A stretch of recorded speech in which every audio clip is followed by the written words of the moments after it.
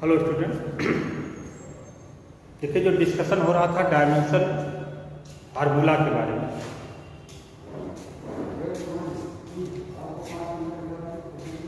जो dimension formula आपको बताया जा रहा था, हमने आपसे ये कहा कि लेंथ की यूनिट, जिसे लेंथ की बात अगर करते हैं तो लेंथ की यूनिट को डिफरेंट फार्म में, कई फार्म में लिखा जा सकता है।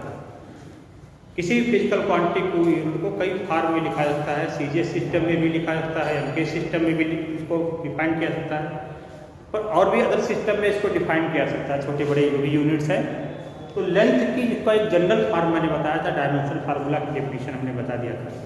तो लेंथ की जो यूनिट्स होती है उसको यल से लिखा जाए, यल से रिप्रेजेंट किया जाए। मास की जो यूनिट्स होती है उसको यल से लिखा जाएगा। टाइम की यूनिट्स को डेल्टा टी से रिप्रेजेंट करेगा, जनरल फॉर्म।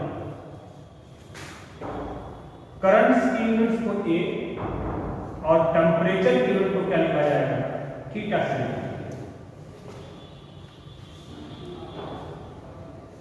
और डायमेंशन फार्मूला लिखने का जो तरीका होता है, जो मेथड है, किस क्रम में लिखते हैं, तो यम यल टी ए थीटा, इस सीक्वेंस में लिखा जाएगा। पहले यम, फिर यल, फिर टी, फिर ए, तब थीटा। इस सीक्वेंस में इसको रिप्रेजेंट किया जाता है। अब कुछ फिजिकल क्वांटिटी के डायमेंशन फार्मूला आप फाइंड पहले करेंगे, तब इसके बाद आगे एक्सरसाइज शुरू होगी। तो पहले हम फाइंड करते हैं एरिया। देखिए डायमेंशन फार्मूला किसी भी फिजिकल क्वांटिटी का फाइंड कर सकते हैं, पर कब, जब उसके फार्मूला आते हैं।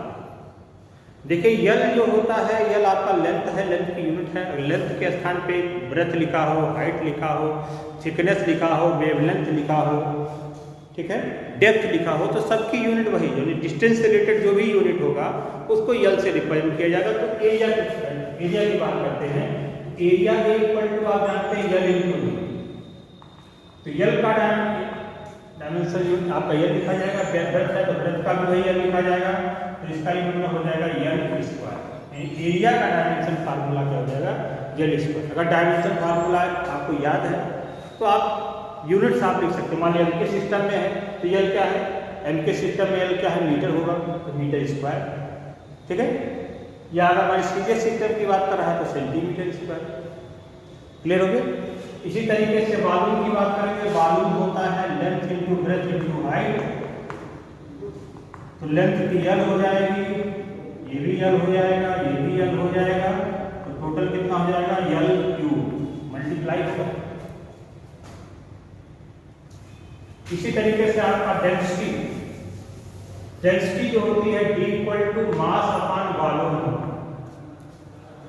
मास का डायमेंशन फार्मूला यम हो जाएगा, वॉल्यूम का मैंने निकाला है यल क्यूब। ऊपर करेंगे तो यम, ये देखिए टर्म ऊपर जाएगा तो यल पर कितना पावर हो जाएगा, माइनस। डायमेंशन फार्मूला आपका ये हो गया इसका डेंसिटी। सेम इसी तरीके से स्पीड की बात करें, स्पीड जो होता है v इक्वल टू होता है डिस्टेंस अपॉन टाइम। डिस्टेंस का यल, टाइम का t, इसको ऊपर करेंगे तो हो जाएगा यल t पर माइनस।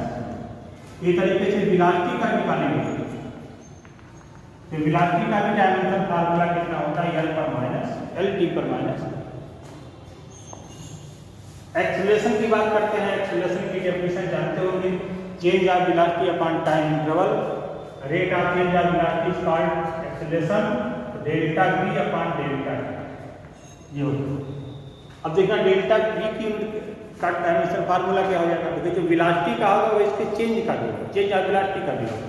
तो ये कितना हो जाएगा, एल टी पर माइनस 1। ये कितना हो जाएगा, इसको ऊपर करिए, एल टी पर माइनस 1 ऊपर जाएगा तो टी पर, देखिए 1 पावर है, ऊपर जाएगा -1, ऐड करके मिला दीजिए तो टी के साथ मिलेगा। टी पर -1 है, माइनस पावर है, एंड आप जानते हो कि बेस अगर इक्वल हो तो पावर को ऐड कर देते हैं, तो यल टी पर कितना हो जाएगा, माइनस। ये डायमेंशन फार्मूला एक्सेलरेशन है। अब अगर मान लीजिए इसकी यूनिट बतानी हो, तो अगर मान लीजिए इसकी यूनिट सिस्टम के सिस्टम में फाइंड करना होता तो यल क्या हो जाएगा आपका, मीटर डैश और ये t सेकंड है तो सेकंड पर कितना हो जाएगा माइनस। या इसको ऐसे भी लिख सकते हैं मीटर पर सेकंड स्क्वायर। सेम इसी तरीके से फोर्स की बात करते हैं तो फोर्स F इक्वल टू होता है मास इनटू एक्सेलरेशन। मास का m हो जाएगा, एक्सेलरेशन का L t पर माइनस 1 तो ये हो जाएगा m L t पर माइनस 2।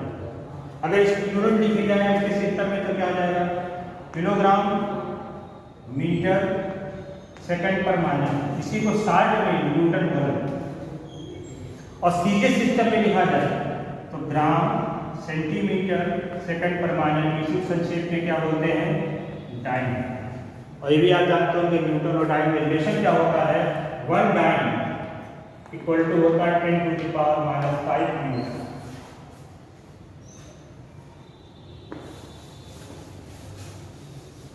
इसी तरीके से लीनियर मोमेंटम होता है मास इनटू वेलोसिटी। तो मास इनटू मास का आपका हो जाएगा m, वेलोसिटी का कितना निकाले l t पर माइनस 1 तो हो जाएगा m l t पर माइनस। क्लियर। मास के बाद आपका एक शब्द है इम्पल्स।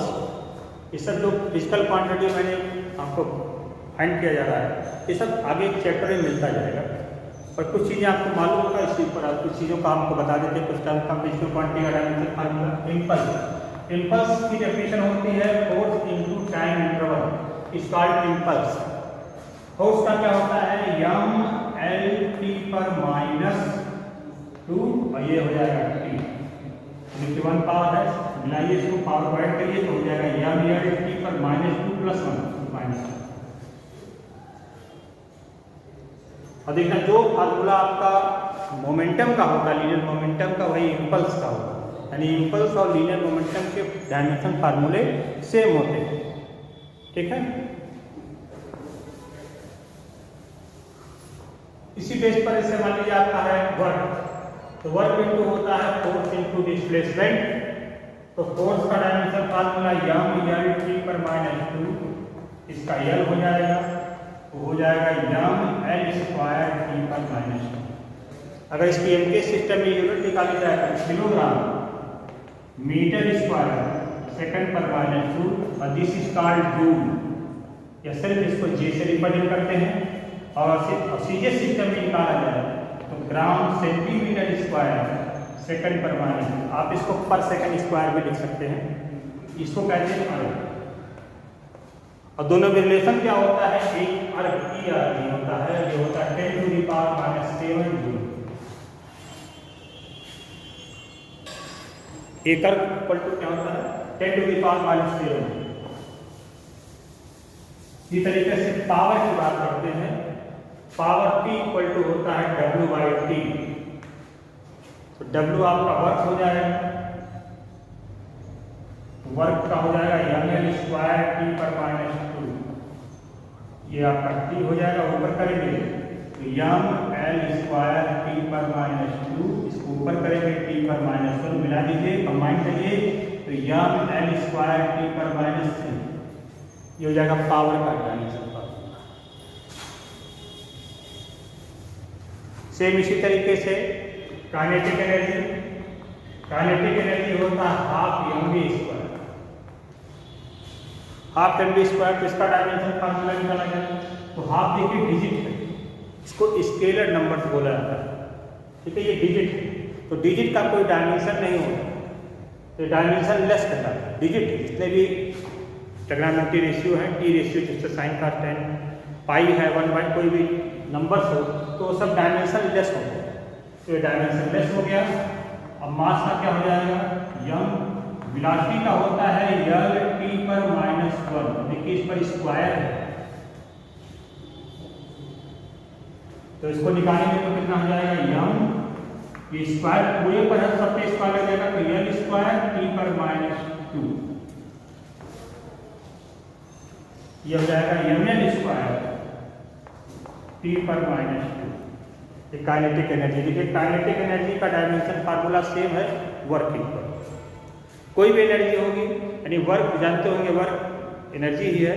तो वर्क जो है, जो एनर्जी, जितने भी एनर्जी, चाहे पोटेंशियल एनर्जी हो, चाहे काइनेटिक एनर्जी हो, चाहे इलास्टिक एनर्जी हो, कोई भी एनर्जी हो, उसका सेम डायमेंशन फार्मूला क्या हो जाएगा, mL²T/-2।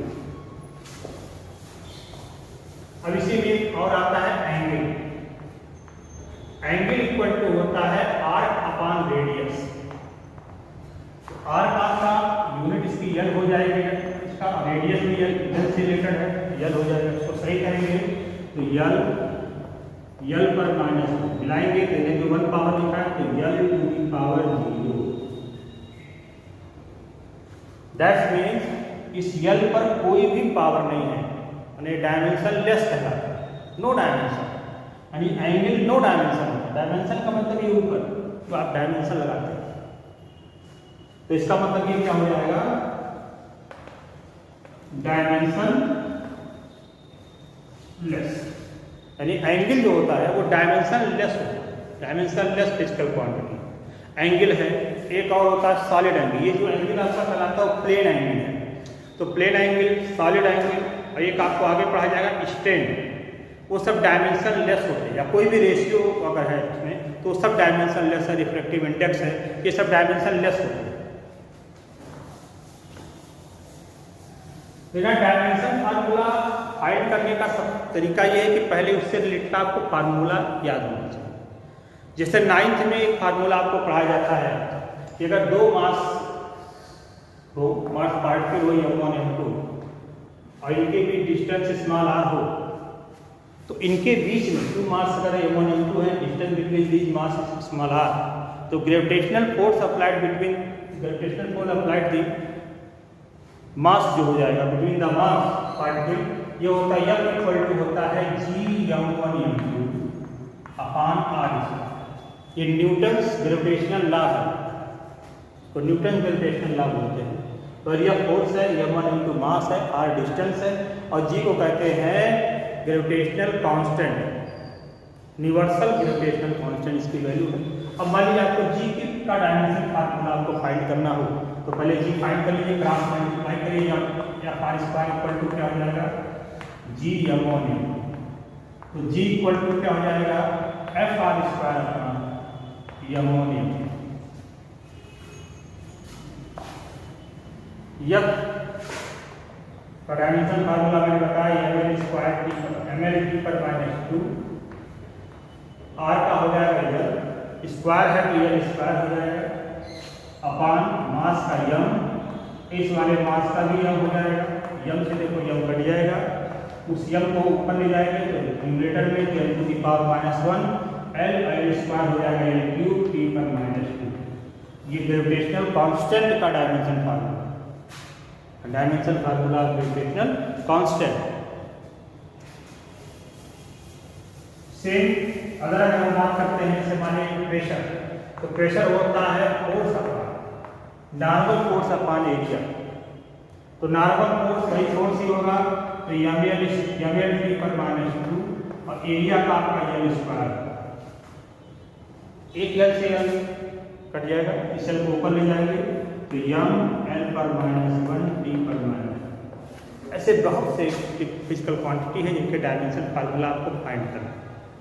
जितना मैंने आपको यहाँ लिखा है उसको आपको याद रखना पड़ेगा, इससे आपको थोड़ा आसानी होगी अगर फार्मूले को डायमेंशन फार्मूला फाइंड करने के लिए किसी भी फिजिकल क्वांटिटी जितना मैंने लिखा है उसका सबको याद होना चाहिए। तो आगे डिस्कस कल होगी।